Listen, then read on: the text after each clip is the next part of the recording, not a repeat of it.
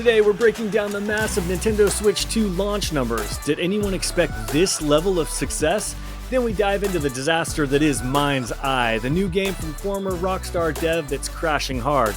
And finally, Bloomberg just published an exposé on what went wrong with Dragon Age the Veilguard. But how much of it do we actually believe? Stick around to find out.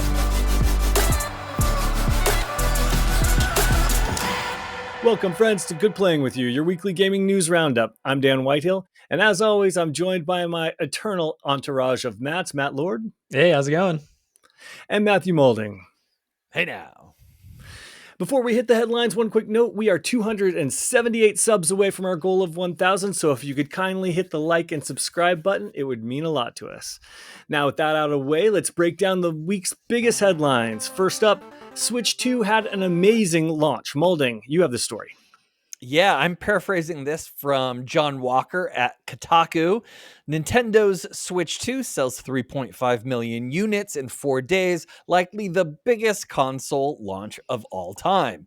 We already knew the Nintendo Switch 2 was going to sell well, and now Nintendo reports that it was even more popular than had been expected, selling 3.5 million consoles in only the first 4 days. Nintendo stopped short of saying that it was the biggest launch of all time, but observes this makes the Switch 2 its own fastest-selling device. The original Switch was reported by Nintendo as having sold 2.74 million units in its first month, which it then described as its fastest seller, meaning the Switch 2 has absolutely walloped it so far. And it's kind of fun to note that the Wii U sold a total of 3.5 million units over its first 6 months. So a little bit of a stumble there. Of course, initial sales are not guaranteed predictor for long-term forecasts, but they do tend to bode well. Nintendo has rather modestly set its predicted sales for the year at 15 million, presumably trying to keep investors within reasonable expectations against a bemusing market that could be flipped upside down at any point by things outside their control, like President Trump. What was in their control, however, was availability. High sales can only be helped by available stock, something that isn't always guaranteed at a console launch. Nintendo of America head Doug Bowser previously assured that Nintendo would have enough Switch 2 units to meet its demand in the US. Either way, it's good times for Nintendo and a good sign for the gaming industry. So boys, what do you think of these numbers? We all got to play Mario Kart World last weekend. Check out our live stream if you haven't had a chance to yet. So all of us have now had some hands-on time. Do you think these numbers are justified? Well, I'm a little surprised, to be quite honest. I mean, I did have an absolute blast with our Mario Kart live stream. Such a good time. Honestly, that kind of tipped the scales for me as far as what the Switch 2 is capable of. It really was a lot of fun, but I still can't look past some of the flaws, the third-party games being digital only. You have so many other things that I felt like were glaring issues about this system, and yet I see these articles saying that this thing is selling like hotcakes. It's a bit of a shocker to me, to be honest. And I'm not sure, perhaps, like, how much of this is really just scalpers going nuts, like behind the scenes buying units, because I go on Facebook Marketplace and I see so many units on sale there. Really? Oh, I see many units. So what are they selling for? Do you know offhand, like out of memory, how I see a lot of them around 600. What is the that would be like $100 markup about, because it's like 500. So The Mario Kart bundle. Yeah, and that's without Mario Kart. I would have noticed then it's 150. 150. So they're trying to get it, but I do see lots of units on there. So yeah, kind of a shocking number, to be honest. Like, I'm really surprised this is doing as well as how it's really, like, the reality of it's nailing it. So I agree. I'm also surprised, but Nintendo did say that they were going to try and get as much consoles here as they could, especially with Trump, making things a little bit interesting with the tariffs and the changing numbers and that sort of stuff. So it clearly was in their best interest. And this is the first time I remember a console launch where even after I picked it up day one, they were restocking store shelves that day, the next day. So this thing has been pretty available. Now, the real question is, How long will it continue to sell? Because I've said this since day one or before day one. They only have one game, Mario Kart World. That's it. They don't have any other games. For real gamers like us, we've already played all these. We played Cyberpunk after it got fixed. We played, Bravely Default and all these other ones that they've got available for it. They don't have any new games. We already beat Zelda. I put 100 hours in it. Why would I want to do that again? No, Nintendo, no. Just give me real games. And we'd have to wait until next month to get, the Donkey Kong game. So without any content, and that's what's really happening here, how long can they continue to sell, especially as you noted with the scalpers flooding the market with these things? I think good on them for putting out great numbers in the beginning, but they could have a potential problem because there's no software. And as we know, software is what moves hardware. This whole thing could collapse on them midsummer. And Wow. Mario Little Kart's already doomsday kind of, in hot water right now, because I'm seeing a lot of comparisons to Mario Kart 8. And there's kind of like a graphical difference leaning towards Mario Kart 8 as a part. It's looking like, I don't know if it's like a back step from where they were already at. And that to me is a little concerning. You're right. Like, we need a new game ASAP. And yeah, Donkey Kong can't come fast enough for this system. Agreed. So I'm of a couple minds here. For one, I want to say the Switch 2 really did surprise me with our Mario Kart play. The camera thing was really a kind of a game changer. Like, I thought it was just going to be this little thing that I wouldn't even notice. But man, when we had that on and you're running around and you see your friend's face like zoom past you and you know that that's them rather than just seeing their name, it really made it a lot more fun than the last ones I played. But on the other hand, we played, I don't know, we played what, 3 hours and change, and we played all the courses during that time, and like, that was it. I was kind of shocked that there was such a small number, in my mind, a small number of courses. Granted, I am not a Mario Kart player, as you can tell from the stream. I'm quite poor at it. But I was kind of shocked by how little bit of racing content is. Now, I didn't do any of the open world stuff. That's going to give you a whole bunch of other stuff. And then I think you have to do some things to unlock the mirror courses to do the whole thing in reverse. So there is some content there that I'm not taking into consideration. So that was a little bit of a surprise. I really think this article and other people have nailed it with availability. That is what has made this big console record, is availability. My neighbor, friend of the pod, he told me yesterday that he just went to the store on a whim and found one. It was just there. I can't remember another console launch where that was possible, where you can just we had chip show shortages up. before, so that was We had a chip real shortages. problem. We just had like just sheer popularity, time in between console launches, like all that kind of stuff you got to take into consideration. I've never walked into a store on a few days after a console launch and seen a console there. So that, That's I awesome. think, is to their credit. Absolutely to their credit to have that there. But I think that does skew the numbers. And I don't know. If I was a betting man, I would say that the numbers might not be as rosy in the future as they are showing now. Yeah. But who knows? I'm wrong about a lot of stuff. So who knows? Well, it's definitely going to be playing the long tail and a wait and see game to see what happens really with the Switch 2. And we should know, further on in the year once we see. And what the real indicator actually will be the scalpers prices. If we see those things start to fall, then we'll know they're not selling and that there could be a potential issue here. But until then, let's talk about real disasters. The next story is about MindsEye. We talked briefly about this one, but this one is crazy on launch. Comes from an article by Wesley Yinpool at IGN. I'm paraphrasing here, but essentially, MindsEye launch is a beautiful mess. MindsEye, the first game from Build a Rocket Boy, led by ex-Rockstar boss Leslie Benzies, launched on June 10th, and it's been rough, and that's putting it mildly.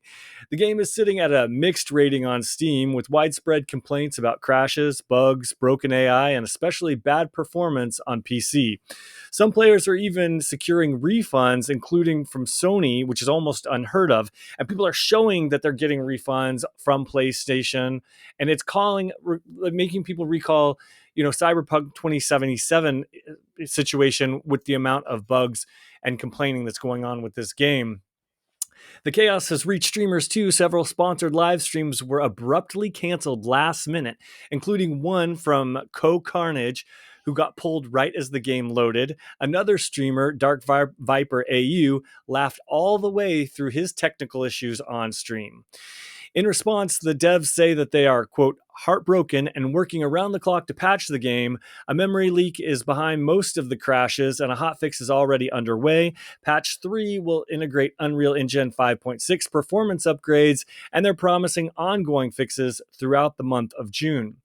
Behind the scenes, things look equally rocky. Two key C-suite execs left the company just days before launch, and prior to release, the studio warned fans not to play early leaked copies, claiming they wanted everyone to start fresh without bias.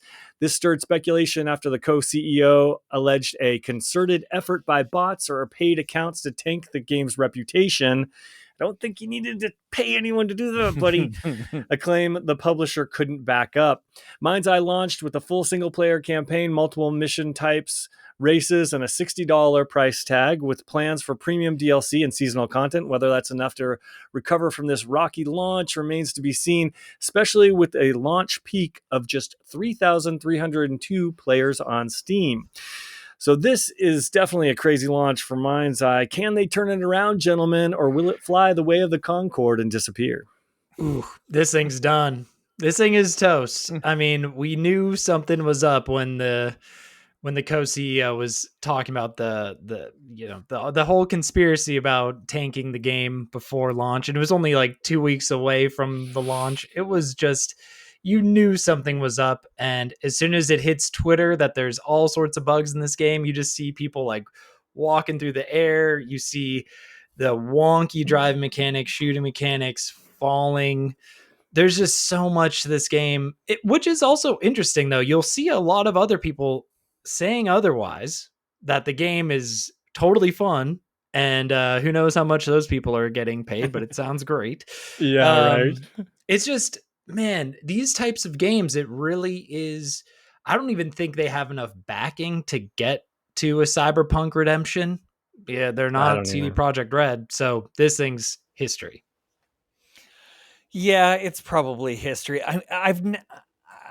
It's hard to think of another game that telegraphed its failure so far in advance. Like, we really did get a sense that this game was going to fail because, frankly, none of us had heard of it. I hadn't heard of it, much of it, before the whole CEO conspiracy thing. I didn't know anything about it. And then when we got a look at it, it was kind of like, oh, I can see how maybe this might be a bit of a mess. But those bugs are nuts. I watched one where a guy got into the car, drove ahead, hit a pedestrian, and they just exploded basically into like elongated pixels. It was actually quite fun.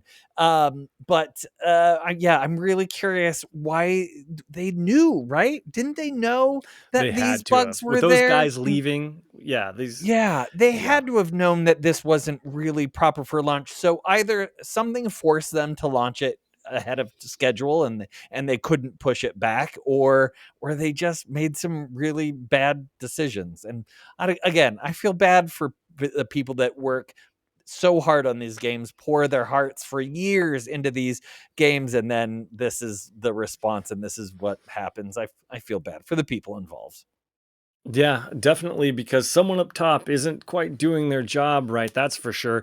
My main thing here was the marketing was all over the place. We had no idea. Video games are our lives, and we were sitting here on this podcast asking, "What is this game?" In fact, it turns out that it's a series of missions, and it's not. It does have an open world, but there's nothing really there. You can't really do anything in it. You actually have to trigger all of the missions that are in the game on their own, and it's not like an open world game, even though you can go across a part of the map and stuff. But it's just, it was so poorly communicated and then so poorly executed. I don't know if it needs to be redeemed, to be honest with you. I don't know that there's a lot there. I mean, or maybe they have a lot of work to do, like a No Man's Sky, but I just don't see that happening. No. Remember that King Kong game that was so bad? Should it go the way of that King Kong game? Yeah. It honestly may. It's just there's other chatter though too. I don't know if this is in defense, but people are really just slamming Unreal 5, saying that engine is just unruly. Okay, but how many people know that? Like, how many people are working Unreal 5, and how many people are just being contrary assholes in the chat? I don't know. That's a good question. I mean, Unreal 5 is a newer, it's obviously the new Unreal, and it doesn't seem like it's doing games very many favors. Like a lot of the games that are coming out on Unreal get kind of trashed for being graphically funky. And I think this one could be falling in that category. No, not sure if that's 100% just slightly disagree. I'm just saying, you never know. Keep an eye on that. All right, noted. Good to know. But speaking of game failures, let's talk about Veilguard. Apparently, we're getting some detail on what happened behind the scenes. Lord, you had this story. Yeah, so report sheds new light on Dragon Age of the Veilguard's development turmoil, reveals dialogue rewrites sparked by Forspoken's failure. So this one comes from Wesley Inpool. Bloomberg's Jason Schreier has revealed new insights into the goings-on at Bioware during the making of the Veilguard. Schreier revealed that many of the Veilguard's issues were a hangover from the pivot from multiplayer back to single-player RPG, including its tone, dialogue, and lack of tough choices for the player. One tidbit stands out. Bioware was spooked by the failure of Square Enix's Forspoken, worrying the Veilguard's now out-of-fashion snarky tone would fuel a similar fate. So a belated rewrite of the game's dialogue was ordered to make it sound more serious. Thus, in turn, resulted in tonal inconsistencies. There were also... Sorry. They were saying the dialogue was at one point worse? Because I can't imagine. Okay. Then at one point it was hold worse. on. I'll get there. I'll ask. I'm going to ask. I will get there. I'll get there. So there are also internal concerns about how the Veilguard was being marketed. An internal trailer made by the next Dragon Age seemed more like Fortnite than a dark fantasy role-playing game, triggering concerns that EA didn't know how to market the game. So first off, we nailed it calling it Fortnite. When we first saw this game, we're like, this is Dragon Age Fortnite. So they literally knew that, which I think is just so funny. So let me ask you guys this. Would you guys want to see the first draft of this game, before the rewrites? I did not play this one. I let you guys take the plunge. Were tonal issues really the problem here? A couple questions for you guys. Oof, this game was really filled with issues, and I'm going to take an interesting tact at this. Sure. I think now hearing all of this, I'm actually shocked that the game was not good, but I'm shocked that it was as good as it was with now knowing all of this mess that went into it. I would agree with that. I'm going to give a little bit of credit to the people. They really, I think that's fair. They did pull it together and create a game. There is a game there. It's cohesive. The characters are all there. Now, the characters are not good. I did not really enjoy any of them, to be honest. The non-binary one, which I noticed that in the Jason Schreier's article, didn't mention any of the social, I don't want to say wokeness, but a lot of the pushback against that aspect of the game. It was really heavy-handed in the game, and it even turned me off, and I'm pretty woke myself, and I was like, Jesus Christ, put me to sleep. Heavy-handed for sure. So it was kind of a glaring omission, I feel, from his article that kind of stuff wasn't referenced. Now, usually that stuff doesn't even bother me. It was just so heavy-handed in this game. So no, I do not want to see what the old game was like. I don't.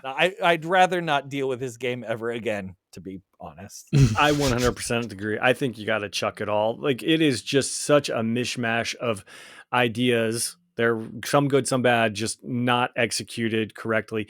First off, the main issue here, and this is really what explained it for me and what I appreciated from the article, was that this was initially designed as a multiplayer game. And because of that, they didn't want to take the dark tone. They wanted to go the Fortnite route and make it more cartoony. And that explains why we got that first trailer and we were like, what the hell is this? This doesn't look like the dark fantasy universe that we're used to. It looks like a cartoon. But now, at first, I thought people actually were thought that was a good idea. Now I realize that they didn't think that was a good idea, but they were too far down the path of this art style from the multiplayer version that they couldn't change in time. And so I understand why it was a visual disaster. But then, and now I understand really why it didn't have the characters, and it was small, to be honest with you, for a Dragon Age game. Like, it was very contained, very small, very succinct. There wasn't a lot of extra to be pretty seen. linear. It was very like, I really felt like I was on rails the whole time. I had to do the next thing. Yes. And now it all makes sense. Now I will defend the combat because I enjoyed the combat, and maybe that was a holdover from the multiplayer part where I thought, oh, the combat's kind of well done, but everything else, no. And this really, shines a light on it. And, geez, better luck next time, folks. I mean, really. I mean, do you think they did the rewrite after they launched that initial trailer and they got I think they got some flack, or do you think the rewrite happened long before then?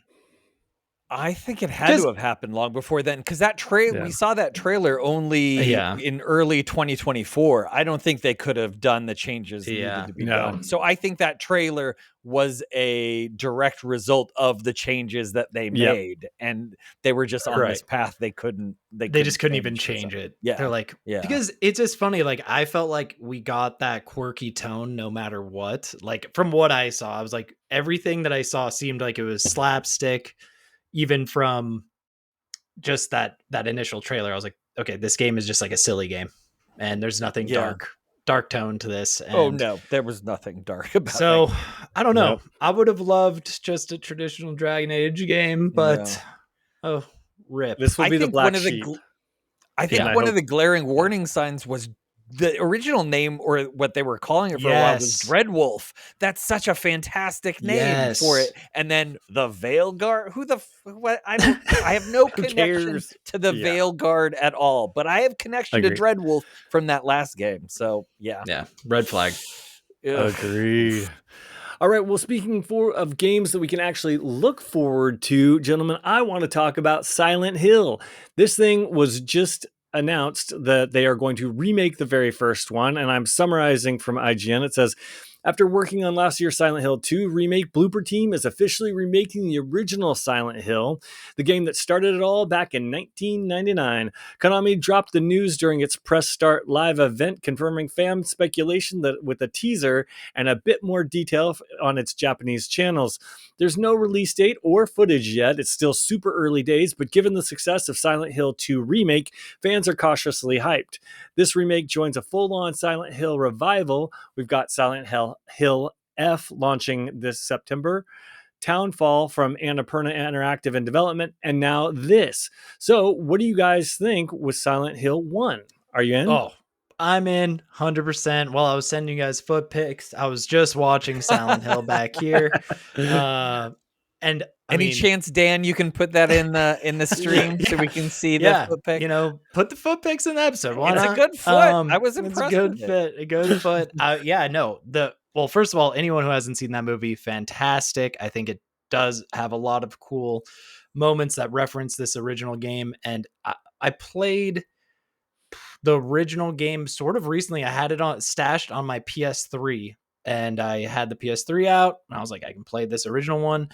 Granted, I think that the controls are just super wonky in the OG one. So as long as they fix that up and, make it, I don't know. You guys have said, I mean, Dan, I know you've had some issues with Silent Hill 2 remake. So, I'm hoping I'm saving that for. Yeah, I know. I'm hoping they make it a little more, I hope they stay very true to the original, because I know the original is beloved.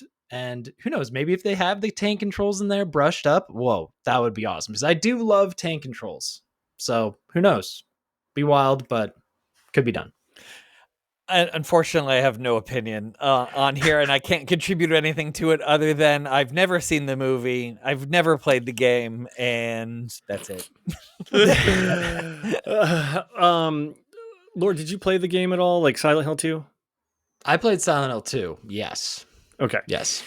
Well, okay, I can't agree with you on the tank controls. I think you're a wild man, and I appreciate you, but I think you're also insane because the tank controls super suck. But this makes me a little bit nervous. I know that Silent Hill 2 remake was well received, and people are like, "Oh, blooper team," you know, like they forget all about the medium. Like, was visually interesting, but the combat there was none.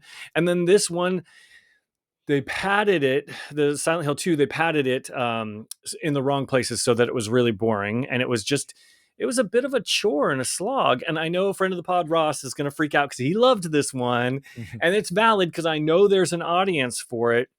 So I am excited. I love Silent Hill. I grew up with Silent Hill. I'm super pumped for it. The Silent Hill 1, I can't wait to check it out. Hopefully it'll be even better than Silent 2. I'm cautiously optimistic because I want to love it. But it's not going to be a day one purchase for me because I'm going to have to wait and see. This blooper team, I'm not convinced. They're the Chronos New Dawn people. And also that's another game I'm not convinced. I think they might just be mid, but that could be me. Whoa. That's wild. That's a spicy take. I'm shook. But I would say yes, this is a day one for me. I think why not? Like, they're doing it at least good enough to where I think they're definitely trying to honor these games and make it as close to them as possible, like without changing too much. So I can appreciate that. I'm hoping they do the same with this one. And people like say the first one's even scarier, but I tend to disagree. Silent Hill 2 was seriously trippy and scary. So I'm excited for this. Stuff to look forward to. It's awesome. I have a Silent Hill question. So now that you saw the trailer for Silent Hill F, can you think of what the connection is between the first two and what that one looks like? What could be the connection? I don't think they're because connected. that one's in like early 1940s Japan, right? Yeah. Or early Japan. There has to be like I think there's gonna be like a teleportation. You think it's like Final Fantasy where there's like its own story? I think they did a whole series reboot and there's no connection whatsoever. Really? I think there's gonna be like a warp or something. That wouldn't be too far-fetched. I think you might wind up in Silent Hill at some point. Maybe. I'm guessing no sirens, no rust, only flowers and murder. No. I didn't understand a thing you just said. Let's move on to some games. We'll see where Silent Hill 1 lands. But like Splitgate 2, now that's a game that also got into a little bit of controversy this past week. Moldy, you had the story. Yeah, I'm taking this from Andy Chalk at PC Gamer. Splitgate 2 boss apologizes for the division caused by his MAGA-style hat, but still insists it wasn't meant to be political. And I actually pared down that title because, man, PC Gamer loves their long-ass titles. 4 days after appearing on stage at the Summer Games Fest in a MAGA-style Make FPS Great Again hat, Splitgate 2 boss Ian Pruill, I think I'm pronouncing that incorrectly probably, posted an apology video, although he still insists that there's no intentional political message behind the stunt. In case you missed it, Pruill said during his Summer Game Fest appearance last Friday that he was, quote, tired of playing the same Call of Duty every year, a call out seemingly designed to stir up controversy or at the very least attract some eyeballs. And so it did. But so too did his hat, clearly inspired by President Donald Trump's Make America Great Again slogan. Pruill released a statement shortly after the showcase in which he said he's, quote, not here to apologize for the message, but to clarify his position that the message is not a political statement, but should instead be taken at face value, which is that the state of multiplayer FPS games is tragically stale. But it seems like that hat controversy has not blown over as quickly as he'd hoped, because now Pruill is here to apologize. Quote, at our biggest stage, we needed something to grab attention, and the honest truth is we tried to think of something, and this is what we came up with, he says in his latest apology video posted on X on Tuesday. We did not intend for this to be taken in any political way whatsoever, and I'm not an idiot. Obviously, I knew there would be some level of controversy, but we really saw this as a meme that was kind of stating our truth, which is we do want to improve this genre. We are disappointed with the state of the genre. So we took it as a meme that we thought would not be nearly as negatively received as it was. And so I want to apologize. And genuinely, you don't have to believe me, but the truth is, I'm sorry. So, boys, what do you think about this whole controversy? Do you think an apology was warranted? Have you picked up Splitgate 2 since its launch, or do you intend to check it out at all? Take it away, Dan. For me, this is just the class clown acting out to get attention. If your content and your game can't speak for itself, then pulling stunts like this isn't the way to get attention to it, and you have a bigger problem. So for me, this is a non-issue, and I think I don't care. Yeah. I mean, he knew the hat was gonna to raise some eyebrows. He knew what he was doing.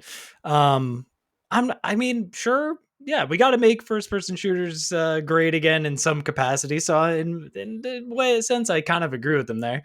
First-person shooters are in shambles, but the problem here, and this is piggybacking on what you're saying, Dan, is the game had like $80 battle pass situations going on in the game, also. So it actually was doing the exact opposite of making first-person shooters great again. It's a complete monetized hellscape, which is the biggest problem with first-person shooters right now. So truly, this could have been potentially awesome if the game, you're right, if the game had dropped and it was just perfect and this is what everyone's been waiting for, then I think he wouldn't have caught so much flack for the hat that, of course, was going to, get people fired up.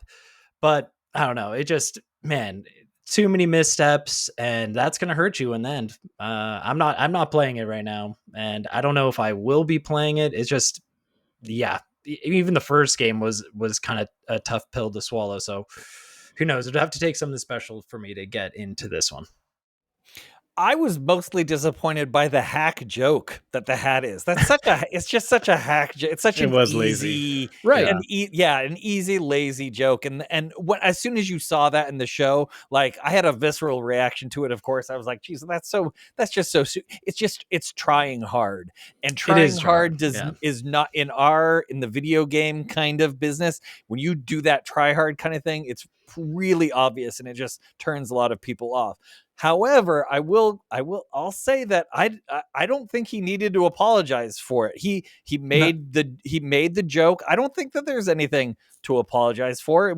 He probably would have been better off to just say, "Yeah, we made a joke. It was bad. That's it." I honestly don't think he had anything to apologize. And then you're right. And then it just calls attention more to how wonky the game is. It's like, oh man, like just bad joke. I think they saw just terrible. I mean, it had terrible social media reaction to it. Was really like instant, and I would say from the crowd, when you were watching that crowd, they had a reaction to it too. That was bad, and I think they just thought, how do we solve this? And that's what they came up with. And I don't necessarily agree that was the best way to do it. Yeah, I mean, is it kind of true that you can't have, I mean, like negative publicity is good publicity? Is that just, do you not agree with that in the video game world? I don't necessarily agree with that in the video game world. Yeah, I think sometimes negative publicity will bury your game. I mean, MindsEye, buried. This game, probably buried. Oof. Yeah. Society loves to cancel people, and that's a quick and easy way to get her done. Yeah, true. It's true. And in the video game world, your game just has to speak for itself. Like, let your game market itself. Show us the goods, not Claire Obscure. Exactly. Yeah, that was a great game that was fantastic, that had the goods to back it up. So, speaking of games that had the goods to back it up, there's a couple of good stories here by a couple of games, Lord, I know you're a fan of, or at least a series. Why don't you tell us about Stellar Blade and stuff? Sure. Yeah, so Stellar Blade is off to a roaring start on PC. This is from GameSpot's Darren Bonthis. Sorry if I butchered your name. We're Nailed having it. a great bunch of names. Yeah, Darren Bonthis. Stellar Blade has blown past the 100K concurrent player milestone on Steam. Only one other PlayStation published game has reached and surpassed this number, as Helldivers 2 still holds the record of over 450K concurrent players. Stellar Blade has reached 147K concurrent players. And to put that into perspective, that's more than The Last of Us 2, God of War Ragnarok, and Horizon Forbidden West combined when comparing peak player counts. So, and this is even after controversies with de novo implementation and sales restrictions in certain countries. So Wait, that's also did you say combined? combined. More than all of those games combined. Wow. Combined. So, huge win for the Gooners, of course. Represent. Yeah, so if Sony is like seeing this type of success with even some of its lower profile games like Stellar Blade, like, are all PlayStation games, I think, sooner to hit PC than even waiting this like certain length gap? Like, do we see these PlayStation games launching almost same time as console? What do you think? I think it's nuts that they're not launching them concurrently. What I don't understand. I think it can only hurt them, right? Because if the game is bad and then they launch it on PC, they're gonna not really make good sales on it. But if no one knows if it's gonna be good or bad, you're gonna get some PC players buying it too. So I mean, there's got to be some reason why they're not doing it concurrently. I think they're just doing the window strategy, kind of like movies are in the theater for a while and then they come out on streaming, and they're just trying to protect their, unlike Xbox, who's just a hooker and is out there like, hey, everybody, just gooning all over the place. Yeah, it's gooning all the games. Right. Everyone just touching it. I think PlayStation is much more like, no. You have to come to me and only me. It's a monogamous sort of. They need a little foreplay first. Exactly. Yeah, and they got to put a ring on it for PlayStation to get the goods there. Where and eventually they do a little threesome side piece with the PC, but you got to like work on the foundation of the relationship before that. Where did the foot pics come in? What stage are foot pics? Yeah. When I'm playing Stellar Blade on the PlayStation, I'll send over some foot pics. We're good. We're good. We're good. I mean, I don't want to discredit. You want to shave first. Yeah. Seriously, my God. Just kidding. Not only fans ready over here. One thing I will say, because I feel like this game does get, labeled as the Gooner game immediately, because I think there's, you have the, scantily clad female character kind of kicking ass. But the game really does have such good action elements to it. I really think this game doesn't get enough credit. And I feel like went very under the radar on the PlayStation console. So I am so stoked to see it finding new life on PC. And of course, we're going to get those certain mods that are obviously going to be pretty risque, but it's great to see. Maybe that's why they don't do it. No. Maybe. No. Yeah. Mod's gonna mod. That's gonna happen for sure. And besides, Gooner games, like, Gooners have rights too, man. So yeah, you're right. Good on them. Go crazy. Get naked. I don't care. Do whatever. Get horny. Gooner rights. Yeah, absolutely.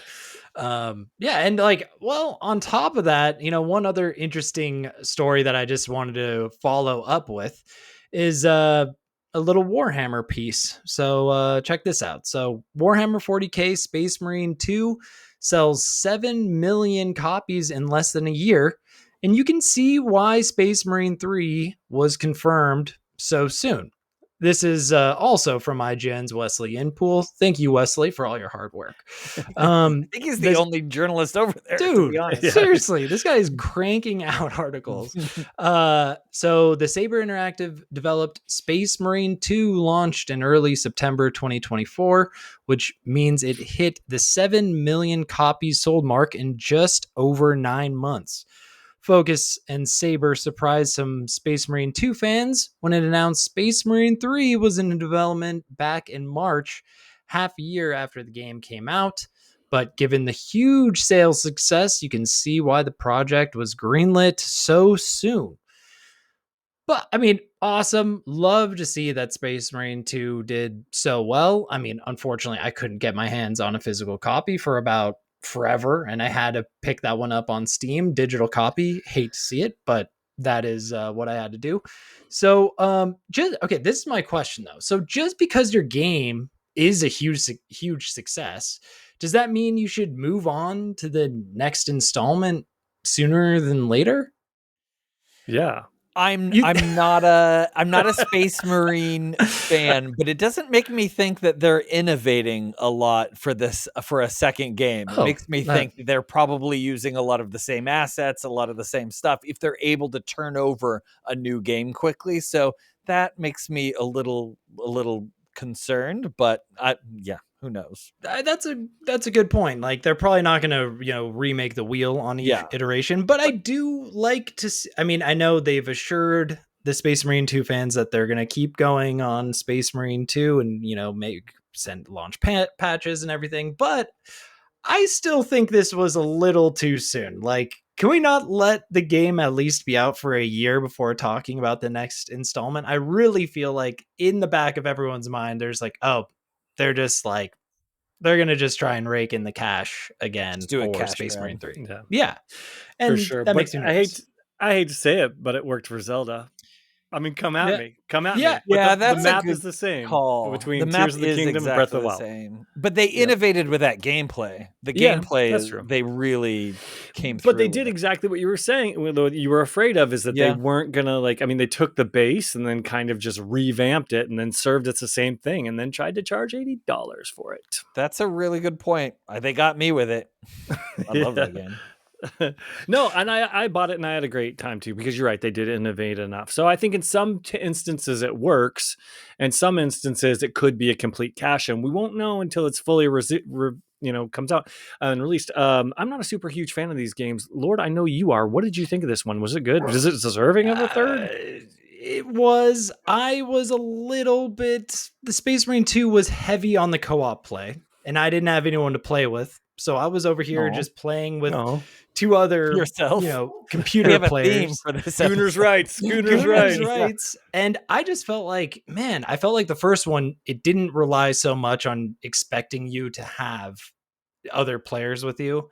And I felt like they took that Helldivers approach where they really did want you to play with two other humans. And I'm like, dude, I got no other humans to play with who want to play this game, unfortunately. And that was my biggest takeaway. So I didn't get really as far into the game as I would have liked to, because I feel like it was missing an element when I didn't have people to play with. Interesting. Valid. Yeah. Because I mean, I like a little, it would have been there's no problem just doing stuff, as a solo Space Marine. I think that could have been the better approach to it, but I'm still excited. Don't get me wrong. Hopefully it'll go on sale and then I can pick up a copy and we can play. That sounds awesome. I would love that. Okay, so speaking of games that are iterative, we never got a chance to talk about Resident Evil 9 Requiem. This was a trailer that was shown off during the Summer Game Fest, and it basically was the star of the show. It was really interesting to see this game kind of like teased, and then it actually was revealed in the show last Friday. I'm a huge Resident Evil fan, but this one left me a bit conflicted. Before I say anything, what did you guys think? Mauling? It was the closest to enjoying a Resident Evil trailer that I've liked, because I love that the Fallout type of post-apocalyptic world, which I think, as far as I know, Resident Evil hasn't gone into yet. I feel like it's always been kind of based on current time, I guess. I'm just going off what I don't know. So that's the first time I've been ever kind of interested in a Resident Evil. So I was fine with it. Yeah, I thought it looked great, honestly. I had no problem seeing that teaser. I loved how they teased that big like nuclear blast in Raccoon City. I thought that got me in the feels for sure. They have mentioned that you can now go from first person to third person. I don't know how much I love that, to be honest. I think I like a locked perspective, and I like when games just dom me. Just dom me. I don't want to have choices. Like I don't want to have like, just take me on the journey. Like, and so I don't know. I'm a little conflicted about that one because I really loved the first person of the other ones. I thought that was just such a frightening way to present the games. If it's an open world game, I think that could work, depending on how it's done. Like you're going to have to get crafty to make that work, I feel like, because I'm very used to a little linear Resident Evil. So we'll have to Village see. did a good job of that, of like having an open world, but it was kind of linear with the paths and Yeah, stuff. So they can make it true. work. Yeah, true. For me, it really made me a little bit concerned because they have never gone post-apocalyptic, and I don't know that they should. The great thing about Resident Evil 7 was that it was this revamp of the series, and it really took it in a strong, relatable, and scary way with the Louisiana Bayou and the house and everything. It was just so iconic and so cool. And now this one, it's like Fallout was popular, and now all of a sudden they've dropped an atomic bomb in there. I guess lore-wise, it definitely makes sense, but it can't really relate to it. And again, this one has the same problem, and I keep running into games from the early 2000s of there's no color. It's all gray and white and just kind of washed out. It really isn't as pretty as some of the games I've had before. In fact, you know what? I'm the least hype for this one out of like the last three. I mean, don't get me wrong, I'm going to buy it day one, of course, because it's Resident Evil and I'm a huge sucker, but I'm not going to love it as much as I'm afraid I'm not going to love it as much as I love the other ones. So this one has me on the fence, and that's why I want to talk about it with you guys, because I want to get your opinion on it as a super fan. Maybe obviously we just need to see more, but I'm concerned, and I'm glad you guys are excited and more bullish than I am, because I want to be excited. And I think, we probably just need to be able to see more, and then I'll get on board. Yeah, I'll end it with that trailer didn't do the game justice. Agreed. Though. Great point. I didn't know what was happening at the beginning. I didn't know what I was watching. It wasn't interesting. I didn't know who these characters were. I wasn't in that trailer at all. Great point. That could be my problem right there. You might have just solved my problem, and we'll just have to wait and see, because it could be great. You're right. That trailer was disappointing. And for, I didn't know this, but there is a connection between the main character and one of the Resident Evil Outbreak characters. There is a connection. I didn't fun lore. Fun lore. Outbreak had I kind of loved Outbreak, actually. If you guys, that was some OG like playing multiplayer Resident Evil. Like, wow, good stuff there. Yeah. Yeah. Well, that pretty much wraps up everything we have for this week. If you're watching on YouTube, please like and subscribe. And if you're listening on a podcast, please tell 278 friends to like and subscribe.